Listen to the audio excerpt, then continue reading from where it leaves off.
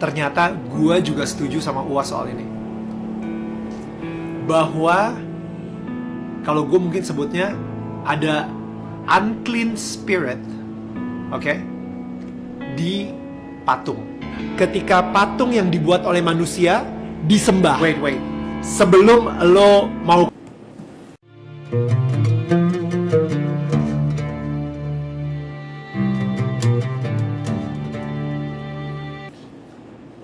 Assalamualaikum warahmatullahi wabarakatuh. Jumpa lagi dengan saya Sukmahadi Al-Mandari. Ikhwafillah yang insyaallah dimuliakan oleh Allah Subhanahu wa taala. Terima kasih sudah menonton channel ini. Jangan lupa like, share dan subscribe biar selalu mendapat update terbaru dari channel ini. Dan jangan lupa klik like, share dan subscribe. Baik, terima kasih. Kita lanjutkan konten kali ini. Ya, kita lanjutkan konten kita, dakwah kita melalui konten-konten kali ini. Ya, seorang non muslim, ya, Daniel Mananta, beragama Katolik, ya, nama Katolik kalau nggak salah, ya. Yang jelas dia non muslim, sudah 100% dia non muslim. Dia setuju dengan Ustadz Abdul Somad bahwa ada roh jahat yang dipatung. Nah, kenapa dia setuju? Ustadz Abdul Somad atau disingkat dengan UAS, di salah satu ceramahnya dia mengatakan bahwa ada jin kafir di patung salib, ya, ada jin kafir di patung salib. Dan ternyata setelah wawancara, ya, ada di podcast antara Daniel Mananta dengan Ustadz Abdul Somad, ya, ini mewawancarai dan dia puas menjelaskan tentang adanya jin kafir di patung salib. Dan ternyata setelah beberapa bulan, bahkan hampir setahun lamanya, sekarang dia Daniel Mananta mengatakan bahwa dia setuju. Daniel Mananta mengatakan, saya setuju bahwa dalam patung ada roh jahat, ya. Bahkan Daniel Mananta sepakat dalam 5 hal, ya. Daniel Mananta seorang non muslim, ya, sepakat dan setuju dengan 5 hal dengan Ustadz Abdul Somad atau UAS. Kita dengar dulu, ya. Makanya jangan simak sampai akhir biar jelas bahwa ternyata menarik, ya. Ada non muslim setuju dengan poin-poin dalam Islam, syariat Islam, padahal dia beragama non muslim. Kita dengar, ya. Baik. Setelah dialog gue dengan Ustadz Abdul Somad, gue banyak mikirin dan ternyata ini dia 5 hal yang gue setuju dengan Ustadz Abdul Somad. Yang pertama, karena kasih sayang Tuhan, kita berdua bisa ngobrol dengan sangat luar biasa, dengan lancar, dengan sangat open. Dan karena kasih sayang Tuhan juga, kita juga bisa memberikan kasih sayang ke orang-orang lain. Gue jadi lebih bisa mencintai orang-orang di sekitar gue, tetangga gue, karena gue telah merasakan cinta dari Tuhan di dalam hidup gue. Yang kedua, Was juga sempat bilang, kasih sayang dulu itu yang paling pertama, baru Tuhan memberikan law atau perintah atau hukum. Jadi kasih sayang duluan, habis itu baru perintah Tuhan. Gue setuju banget sama pernyataan ini. Bahkan kalau di Alkitab pun juga grace and truth. Misalnya seperti ini. Ketika Tuhan meminta untuk Nabi Musa mengeluarkan bangsa Israel dari Mesir, bangsa Israel ngelakuin apa? Sampai akhirnya menjadi bangsa terpilih katanya. Habis itu mereka disayang banget sama Tuhan. Sampai Nabi Musa harus ngeluarin mereka, sampai Tuhan ngebelah Laut Merah dan mereka menjadi sebuah tribe sendiri gitu, ya. Mereka ngelakuin apa? Mereka nggak ngelakuin apa-apa, tapi mereka mendapatkan itu semua karena kasih sayang Tuhan. Baru setelah itu Tuhan memberikan 10 perintah Allah. Baru setelah itu Tuhan memberikan hukumnya. Jadi kasih sayang dulu. Karena kita telah menerima kasih sayang dari Tuhan, akhirnya kita pengen melakukan sesuatu untuk Tuhan. Dan disitulah kita melakukan perintahnya. Kasih sayang dulu, baru hukumnya. Yang ketiga, Nabi Muhammad sempat bilang bahwa manusia masuk surga bukan karena amalnya, bukan karena ritualnya, tapi karena kasih sayang dari Tuhan. Mungkin lu udah ngeliat ini di post sebelumnya ya. Karena ini gue sangat setuju banget. Gak ada satu hal pun yang gue lakukan di dunia ini, kebaikan seberapa banyak pun yang gue lakukan di dunia ini, yang membuat gue pantas untuk mendapatkan surga. Karena gue adalah manusia yang tidak sempurna, gue selalu sering berbuat salah, tanpa gue sengaja pun juga gue berbuat salah gitu.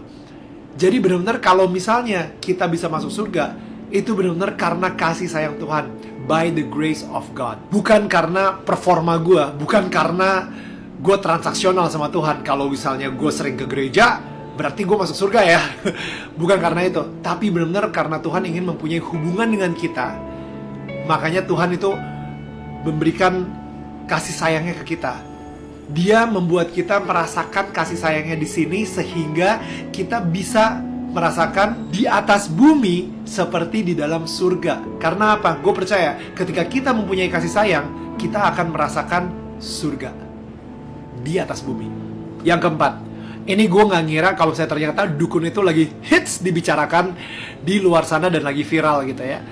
Tapi gue sama Uas, kita berdua sama-sama setuju. Kenapa banyak banget orang-orang, bahkan di sekeliling gue, bahkan orang-orang yang sudah Kristen sekalipun atau Nasrani gitu ya, bahkan orang-orang yang sudah mengenal Yesus di dalam hidupnya, itu lebih berserah sama dukun, ahli feng shui, kartu tarot, astrologi, daripada berserah sama Tuhan. Mereka lebih percaya apa yang tukang ramal bilang ke mereka daripada apa yang Tuhan bilang ke mereka. Jadi gue suka banget statement dari Uas bahwa dukun itu menggunakan kekuatan gelap, kekuatan setan, bukan kekuatan Tuhan. Jadi saat ini gue pengen ngomong khusus sama orang-orang yang sudah menjadi pengikut Yesus. Lo harus milih satu sih. Lo gak bisa milih dua, gak bisa milih tiga. Lo harus milih satu. Kalau misalnya emang bener lo mengikuti Tuhan Yesus, berarti udah tuh gak ada lagi tuh yang namanya astrologi, gak ada lagi yang namanya feng shui atau sio, ngeliatin hokinya dari mana, ngelakuin ritual-ritual supaya lu dikasih hoki sama nenek moyang. Udah gak ada lagi. Karena sumber berkat kita itu cuma dari satu, yaitu dari Tuhan Yesus. Yang kelima, ini mungkin sebuah kejutan kali. Ternyata gue juga setuju sama Uas soal ini. Bahwa kalau gue mungkin sebutnya ada unclean spirit, oke, di patung. Ketika patung yang dibuat oleh manusia disembah. Wait. Sebelum lo mau komentar, lo harus baca dulu. Ini again buat orang-orang yang mengakui sebagai pengikut Yesus. Oke? Gue pengen kalian baca dulu Yesaya 44 ayat 13 sampai 20. Baru lu bisa komentar di bawah. Oke? Lo harus baca itu dulu, baru lu bisa komentar. Sebelum lu baca itu, jangan komentar dulu. Oke. Ini gue pengen ngomong kepada umat Nasrani ya. Ini tercatat di buku sejarah. Nebukadnezar itu penasaran banget seperti apa sih bentuk atau wajah dari Tuhannya bangsa Israel. Sehingga dia dengan beraninya itu masuk ke satu ruangan yang ini ruangan yang paling suci di situ. The Holy of the Holies. Ya, yang kadang-kadang kalau misalnya di perjanjian lama itu sering banget orang gak sengaja masuk, meninggal langsung. Kalau misalnya dia tidak menyucikan diri dia sendiri atau menyembelih kurban gitu. Raja Nebukadnezar saat itu dengan sangat kurang ajar, dia masuk ke dalam ruangan tersebut, Holy of Holies. Apa yang dia lihat? Apa yang dia temukan? Tabernakel, di atasnya ada kayak malaikat cherubim, dan habis itu malaikat cherubim itu ada dua, ngejagain apa? Ngejagain siapa?